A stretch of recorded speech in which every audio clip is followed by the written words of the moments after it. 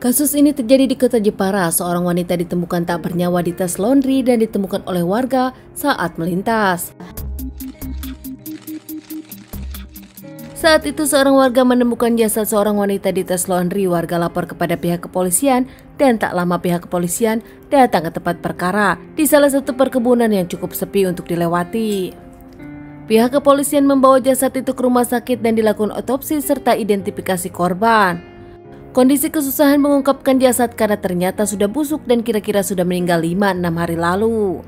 Jasad yang ditemukan jelas korban pembunuhan. Menurut pihak kepolisian terlihat jelas dibuang dan tas laundry pun disimpan di tempat sepi.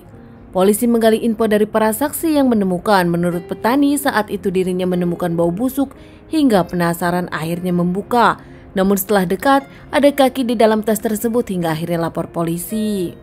Kini pihak kepolisian yang sedang menyelidiki mendapatkan hasil dari rumah sakit yang memang jelas mengungkapkan ada kekerasan dan dihabisi sebelum meninggal.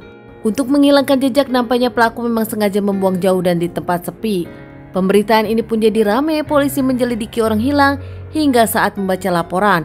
Pihak kepolisian meyakini dan membaca salah satu laporan orang hilang. Dari ciri-cirinya pihak kepolisian yakini keluarga ini hingga akhirnya pihak kepolisian menelpon keluarga ini untuk datang ke rumah sakit dan melakukan tes DNA. Keluarga yang datang ke rumah sakit melihat dan yakin kalau itu adalah istri dari seorang lelaki bernama Abdul Muiz karena pakaian dan barang-barang korban yang dirasa memang milik dari istrinya. Setelah tes DNA dengan keluarganya positif, wanita tersebut bernama Krisnawati berusia 38 tahun. Krisnawati sendiri menghilang beberapa hari lalu. Di awal keluarga mikir dirinya reuni karena memang Krisnawati sendiri baru pulang ke Indonesia setelah 2 tahun merantau jadi TKW di Singapura. Baru saja seminggu pulang dari Singapura ke Jawa, Krisnawati mengaku ingin pergi ke rumah temannya memakai motor Vario. Saat itu keluarga tak curiga, seperti biasa mungkin dirinya ingin bertemu dengan teman lama. Namun nampaknya sang suami kebingungan, ditelepon sang istri tak aktif hingga mencarinya karena tak pulang hingga larut malam. Pihak kepolisian akhirnya mencari dan menyelidiki sampai akhirnya mengamankan 2 orang lelaki yang membeli handphone korban dan mobil korban. 2 penadah itu akhirnya menjelaskan mendapatkan semua barang dari seorang lelaki. Yang akhirnya pria ini berhasil diamankan bernama Muhammad Nopa Andika 25 tahun. Dan pelaku satu-satunya yang melakukan kejahatan untuk menghabisi nyawa Krisnawati. Andika sendiri buruh tari pencari kayu, dirinya punya anak dan istri, mengaku dirinya tak ada hubungan dengan Krisnawati, hanya berhubungan berteman biasa saja. Andika sendiri ternyata mengaku dirinya punya hutang kepada Krisnawati, ditagih ke rumahnya membuat Andika kesal. Padahal Andika selalu mengungkapkan dengan menjawab dirinya akan membayar nanti.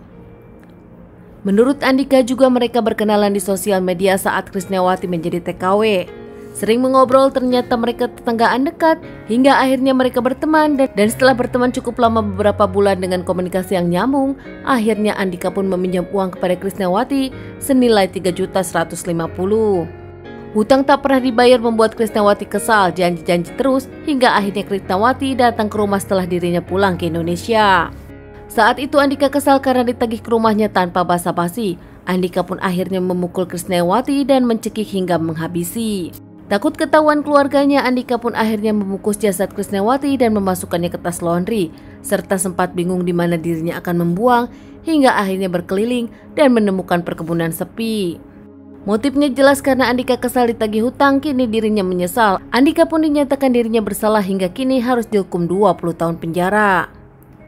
Ada yang menyebutkan ada hubungan antara Andika dengan Christina, namun keluarga dari Christina membantahnya. Menurut keluarga Christina, memang antara Andika dengan Christina hanya berteman komunikasi di Facebook saja.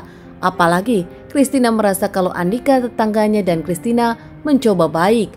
Masalah hubungan, mereka sudah jelas tak ada hubungan apa-apa. Apalagi dari pelaku pun sudah menegaskan dirinya hanya berteman biasa. Keluarga dari Krisnawati tak menyangka kalau Krisnawati terlalu baik kepada orang hingga akhirnya berbuntut seperti ini.